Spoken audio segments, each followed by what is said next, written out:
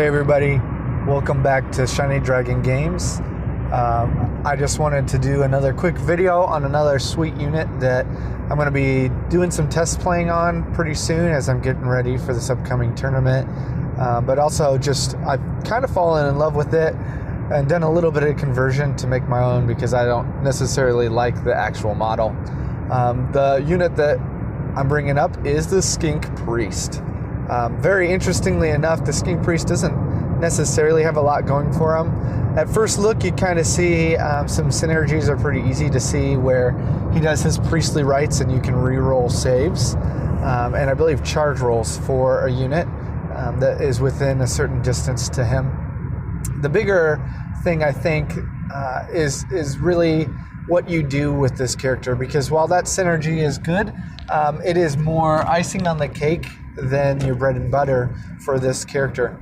Now, most skink characters are not very fighty, not very survivable, but I think what they do have is a lot of little gimmicks that help them be successful. And in a unit, in an army that is full of characters that are necessary to stay alive to keep synergies going, because a lot of the leaders really impact that greatly, it would really benefit the army to have some throwaway characters that can help with synergies but aren't necessarily there as linchpins, but somebody that forces others to really make decisions. What I mean by that is the Skink Priest, especially with the loadout that I'm going to start bringing with the Cloak of Feathers and giving him that Starbolt staff is really, really important. I think that for 80 points to get a 4-wound character, 4+, that can go, I think it's 12 or 14 inches and can fly is huge. Plus he has a laser, basically, a D3 shots that are pretty good shooting for sniping, at least small things. And in conjunction with this movement is just a huge thing. So I think considering that in your army is possibly a really good choice.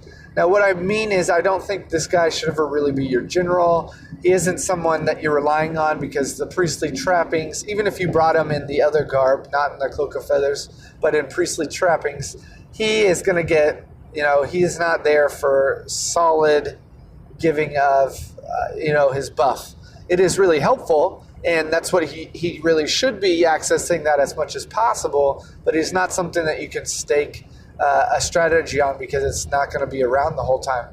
What this guy is good for, though, is flying in the enemy territory, using his staff to laser beam somebody, being a threat that just has a high mobility, that can move into places, take a couple wounds off of a key monster or into a unit, and then get the heck out of there. You have to really play him smart, though, because he is not somebody that can really take any hits. And yes, he could get killed really quickly, very easily by a number of other things. But the nice thing about him is if they're shooting him, they're not shooting at the rest of your army, which is really where that's where your hammer is, that's where your anvil is, that's what's holding objectives. And now this unit is really great, and he could even be, really good at jumping in and stealing. He could be in jumping, stealing an objective. What he's really going to excel at is those hit and run tactics. So what I would say for this unit is to bring him in and let him jump up front when a unit does their phase in, the space and time ability.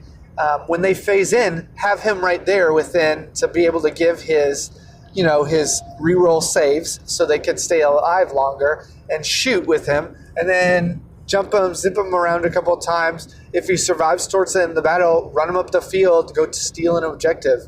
Because at a 4+ save, he isn't that bad of a save. But anyways, that's just a morsel for your mind on Skink Priest.